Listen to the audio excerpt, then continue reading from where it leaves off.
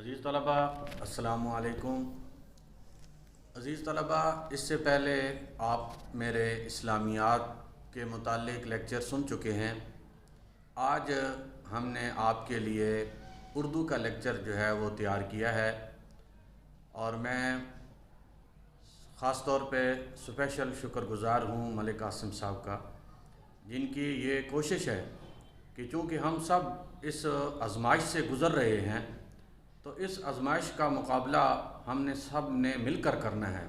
تو ہم یہ چاہتے ہیں کہ ہمارے وہ بچے جو اس آزمائش کی وجہ سے اسکول میں تعلیم حاصل نہیں کر رہے اور گھروں میں ہیں، تو ان تک گھر میں یہ چیز پہنچائی جائے تاکہ ان کی اسٹڈی جو ہے وہ متاثر نہ ہو۔ تو عزیز طلبہ، آئیے آج ہم اردو کا لیکچر جو ہے وہ سٹارٹ کرتے ہیں۔ عزیز طلبہ، جس طرح میں نے آپ کے لیے اسلامیات کے اہم سوالات کا انتخاب کیا تھا اور آپ کے لیے کتاب میں سے اہم سوالات چنے تھے تاکہ آپ ان کی اسٹڈی کریں اور ان کو یاد کریں تاکہ امتحان میں آپ کامیاب ہو سکیں، اسی طرح اردو میں بھی آپ کے لیے اہم سوالات جو ہیں ان کا انتخاب کیا گیا ہے تاکہ ایسے سوالات جو کہ بار بار امتحانات میں آتے ہیں، پوچھے جاتے ہیں پیپر میں، تو آپ ایسے سوالات جو ہیں ان کو تیار کر سکیں۔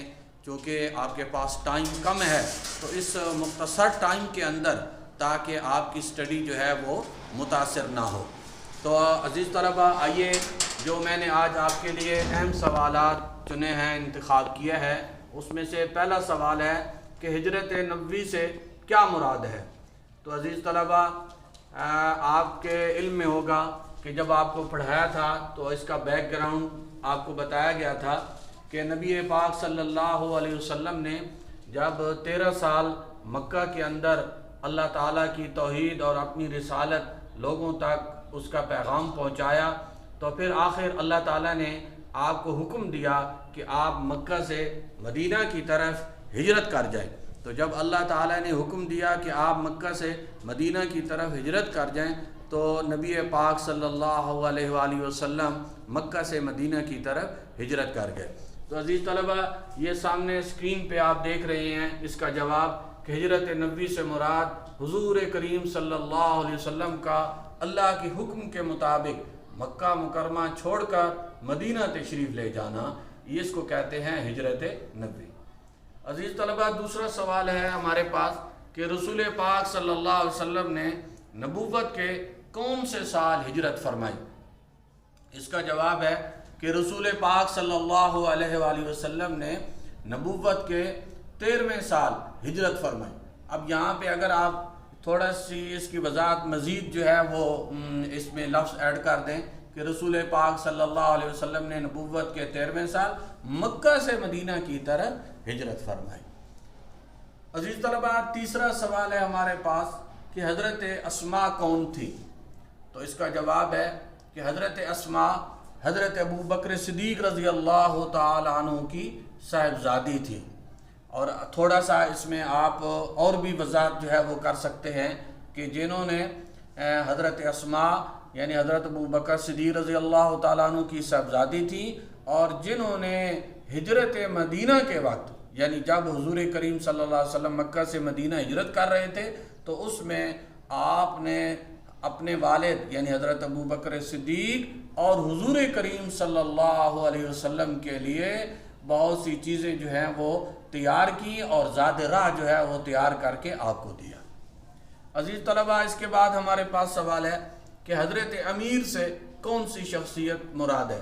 سبق کے اندر آپ پڑھ چکے ہیں کہ حضور کریم صلی اللہ علیہ وآلہ وسلم نے جب مکہ سے مدینہ ہجرت کا پروگرام بنایا تو آپ نے ان لوگوں کی جتنی امانتیں تھیں، آپ کے پاس ان لوگوں کی جتنی امانتیں تھیں وہ آپ نے حضرت امیر کے حوالے کی۔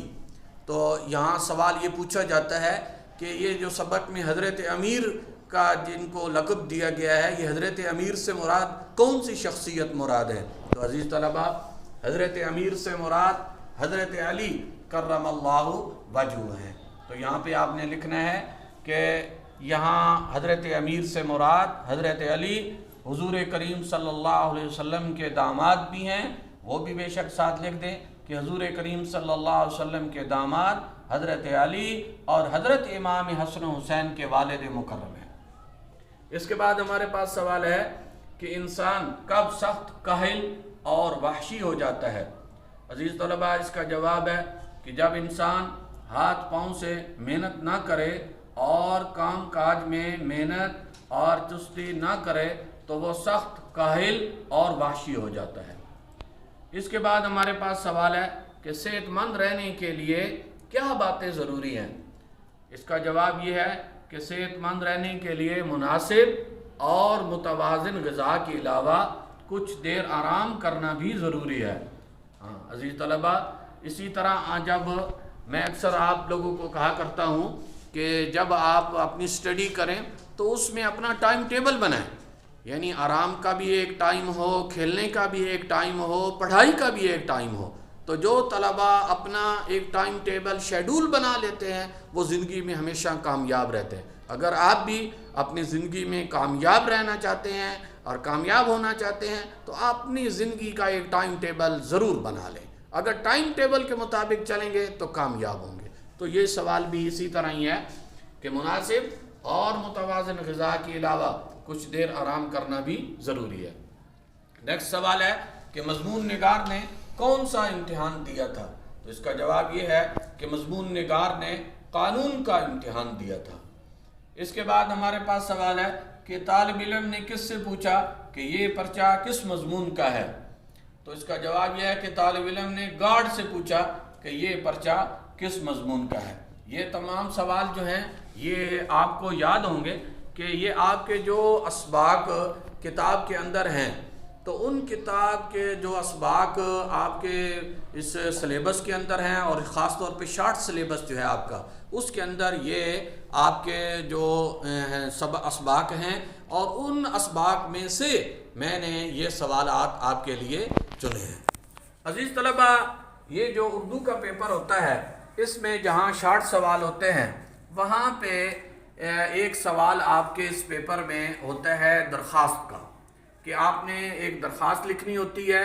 اس میں آپشن آپ کو دیا جاتا ہے کہ یا آپ خط لکھیں، درخواست لکھیں، یا مکالمہ جو ہوتا ہے وہ اس کے ساتھ۔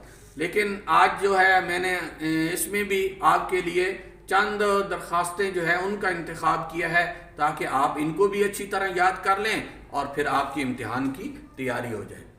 اچھا عزیز طلباء، اس کے اندر یہ ایک بات میں یہاں پہ آپ کو بتاتا چلوں، اور یہ میری 25 سالہ جو تدریس کا ایکسپیرینس ہے اس کا یہ نچوڑ ہے۔ اور پھر اس 25 سال کے اندر میں نے بہت عرصہ جو ہے تقریباً آپ یہ 25 سال ہی کہہ لیں کہ میں نے آپ کے جو بورڈز کے پیپرز ہوتے ہیں وہ چیک کیے ہیں، اور امتحانات کے اندر بہت الحمدللہ کافی وسیع ایکسپیرینس جو ہے وہ رکھتا ہوں۔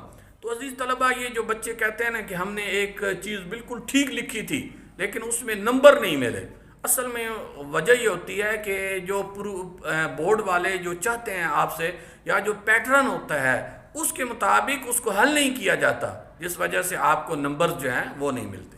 تو عزیز طلباء، میں آپ کو بتاتا ہوں کہ کس وجہ سے کٹتے ہیں۔ مثال کے طور پر یہ جو اوپر عنوان ہوتا ہے اس کا 1 نمبر ہوتا ہے، اس کے بعد جناب علی جو ہے یہ اس کا 1 نمبر ہوتا ہے، 2 نمبر ہو گئے۔ پھر نیچے آ جائیں، یہ جو لکھا جاتا ہے العارض، اس میں آپ نے یہاں ویسے تو نام لکھا جاتا ہے لیکن چونکہ بورڈ ہوتا ہے تو اس میں تاکہ پہچان نہ ہو سکے تو اس لیے الف ب ج لکھ دیا جاتا ہے، 1 نمبر اس کا ہوتا ہے۔